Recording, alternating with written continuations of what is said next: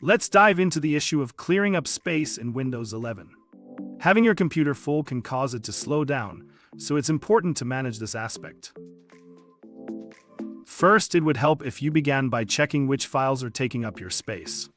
Go to Settings, click System, then Storage, and finally on Storage Management.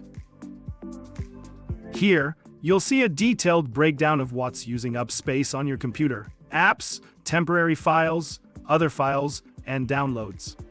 This will give you a rough idea of where to start. To start freeing up space, let's target the temporary files. Click on it, select All, and then Delete. Temporary files include those left behind after installing an application, which aren't necessarily needed.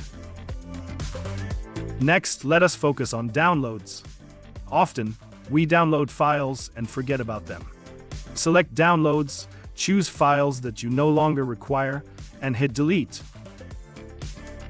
Now let's explore the apps part. Here you may find applications that you haven't used for a while. Uninstalling not frequently used apps can significantly free up your space.